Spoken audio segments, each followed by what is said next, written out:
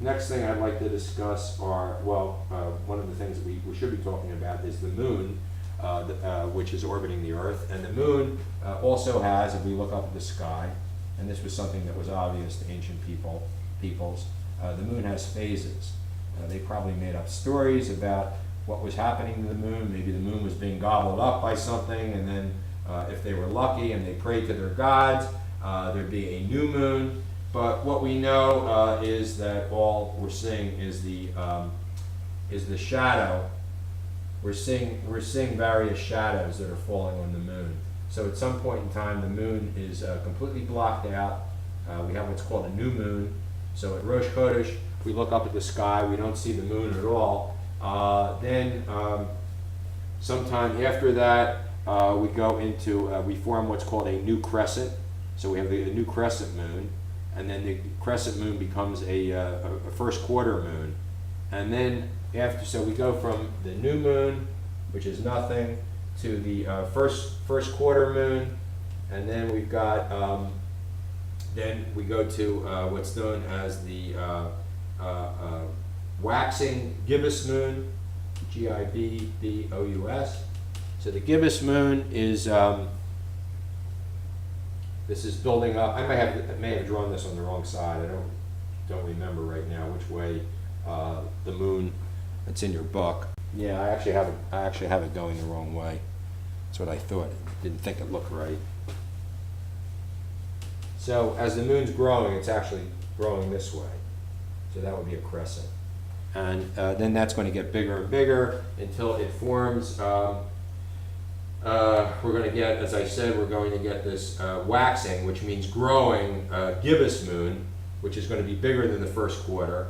And then finally, that's going to go into what we're ultimately going to get is the full moon. So we'll have the full moon. We look up and we see the entire surface of the moon.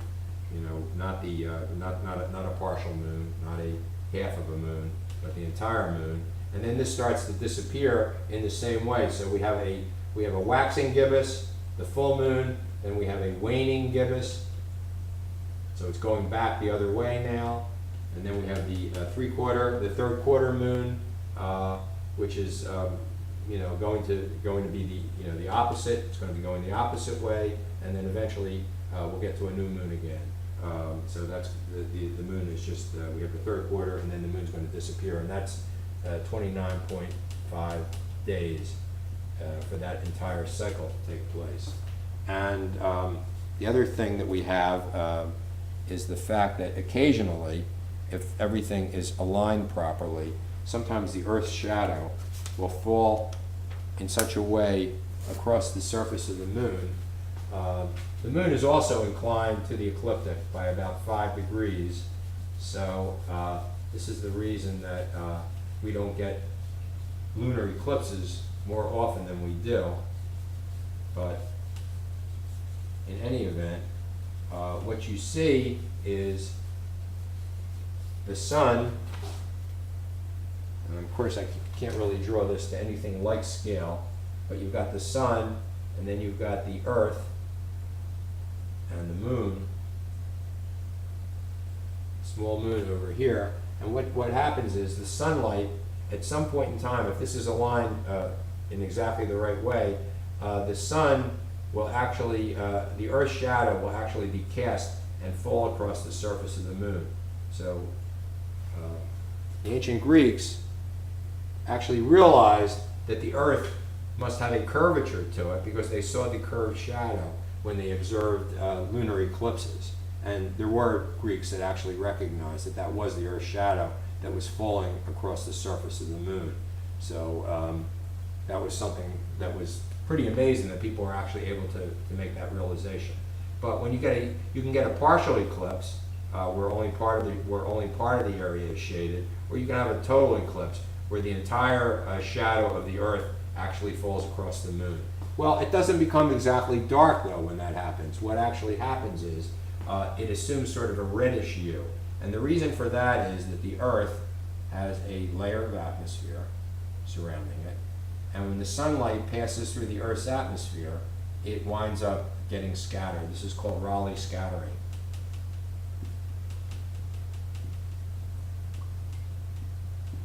the molecules of nitrogen and oxygen that are in the air actually scatter some of this light.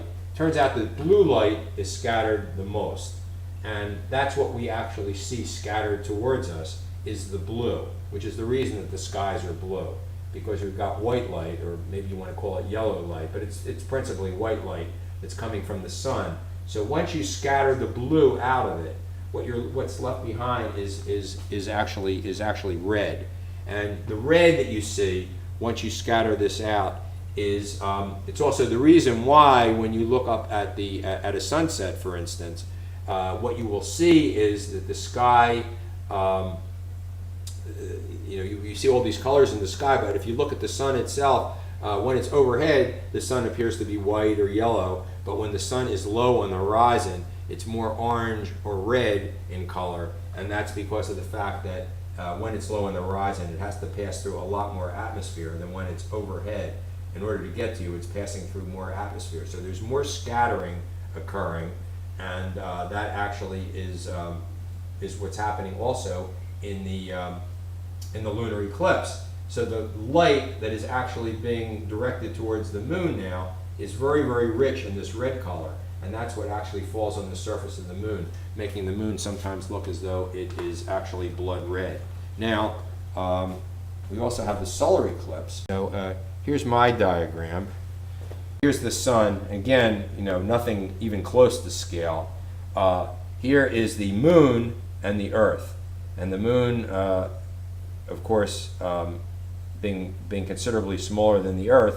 Nevertheless, you know that you can take even your thumb, and by holding it in front of you, you can actually obscure the sun. You can actually eclipse the sun with your thumb. If you hold your thumb out, or you can actually eclipse the moon or whatever, hold it up, hold it close enough to your eye, it will block out the sun. And the moon essentially is doing the same thing, so it's actually blocking out the sun. And so what I've tried to illustrate here is some point on the photosphere, on the surface of the sun, where light is being produced, and I've got two beams of light. One of them hitting the moon on this side, the other one hitting the moon on that side, and then going through all the way and actually landing on the surface of the planet, creating a shadow, and then on the other side creating another shadow. You notice that there's two shaded regions here. There's one region where the two shadows intersect, and then there's which is a darker region right in the center here, and that's called the umbra, U-M-B-R-A, and then the regions on the outside are known as the penumbra, P-E-N-U-M-B-R-A. So in the penumbral regions, if you happen to be at this particular point on the Earth's surface, what you would see in the penumbra is a partial eclipse of the sun. You'd still be able to see, you'd see the sun, you'd see, let me pull this out of the way again, we don't need this now. Okay, so what we would see in a partial eclipse is we'd have the sun, and we'd have the moon moving across the surface of the sun, and we wouldn't see the entire sun being blocked out, because the moon might move in such a way that it's going to be over here, and we'd still have some part of the sun that was visible. So this is a partial solar eclipse. But in a total solar eclipse, the moon is going to move right in front of the sun and block out the sun entirely. So the moon will, actually I've drawn the moon.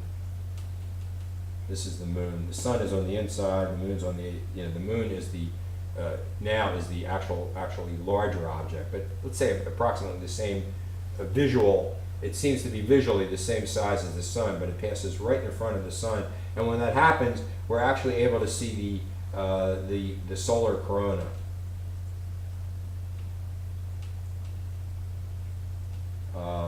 Glowing gas, very, very hot, million degrees or more in temperature, and something that you really cannot see even with a partial eclipse, and there's no way to actually simulate that on Earth. So it's very interesting for scientists, because when they want to study the corona, they really need to wait until they actually have a total solar eclipse in order to be able to do that. So that's the solar corona. And one other kind of eclipse that you might encounter is something called an annular eclipse. And in an annular eclipse, what happens is that sometimes the moon is further away from the Earth than it is at other times. And if the moon is sufficiently far away and an eclipse happens to take place simultaneously, even though the eclipse might be a total eclipse, you know very well that, again, if you're using your, like, let's say your thumb to obscure the sun, if you get it to a certain point in front of your face where that's actually happening, and then you move it further out, your thumb, of course, becomes visually smaller than it is when it's close to you. So what happens is that the moon, now when it passes in front of the sun, appears to be a little bit smaller than the sun. And that causes a ring right around the sun. That's what annular means. And you get an annular eclipse. So even though it would have been total in terms of the fact that the moon is passing directly in the middle of this thing, the moon now is not large enough visually to block out the sun. So that's the annular eclipse. So we talked about eclipses. What I didn't talk about is how we measure distances, which is also very important. How do we measure distances in space? And so we use something called parallax. And the easiest way for me to explain parallax is to have you, if you actually, I'm going to sit down here, and I'm looking at a bookcase, which you can't see, on the other side of my room, and the shelves on my bookcase are probably 2.5 or 3 feet in length. And if I take my my finger, or any object, it doesn't really matter what it is, I can hold a pen up, for instance. So I'm going to take a pen and hold that in front of my eyes, and it's a certain distance from my eyes. And what I'm doing right now is I'm closing my right eye. I've got my left eye open, and I'm at one side of this bookshelf. Now I've got the pen directly on the left side of the bookshelf. When I close my left eye and open my right eye, what I see now is that the pen appears to be about 1 foot to the left of where I was before.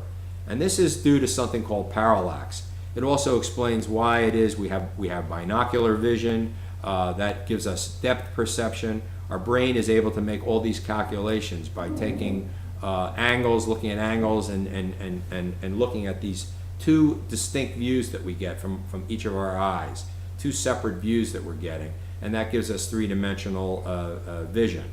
In the same way, you can use parallax to actually determine the distance of something that's quite distant, like a star, for instance. And the way you might do that, well, let's not go, we don't have to go as far as a star, but if we wanted to look at a satellite, for instance, or something that was some distance from the Earth, we again could get two views, just like we get a view from our left eye and a view from our right eye, and we could actually measure the distance from one eye to the other eye, and we can construct triangles. Although the ancient Greeks did not know how to do this, and they were very, very good. They were very good in mathematics, but they didn't really understand the concept of parallax. But nevertheless, what you could do is, so here's the Earth, and you're at some point on the Earth. Let me get a different pen, because this one's not working. So you're at some point on the Earth, and you've got a satellite that's out here, and you want to actually locate it. So what you can do is, you can be at some position, you can wait until the Earth is rotated, and you're at this, or you go to that position on the Earth where you're over here, and then you go to the position on the Earth when you're at the opposite side of the Earth. I mean, today you would just call your friend who lives across the world, and each of you would cite this object here and here, and we get an angle that's associated with that. We could actually calculate what this angle is from the horizontal position here, and this is actually the diameter of the Earth. So if I know the Earth's diameter, which I do, and the ancient Greeks even knew this, but they got to it in a slightly different way. So if you know the diameter, then you know the radius of the Earth. So the radius makes the base of a triangle. And if I know the base of the triangle and any angle on that triangle, I can use trigonometry to actually establish what the distance is from here to that object. So for instance, if I know this and I know that, I would use the cosine of this angle. Cosine of theta is going to be this distance, which I'm labeling x. It's going to be actually x divided by r. So if I want to find r, r will be equal to x divided by the cosine of this particular angle, and that will actually enable me to locate the position of that satellite. And you can use that. We'll see later on. You can even use that to find the distance of stars. So I think that pretty much takes care of the chapter 1.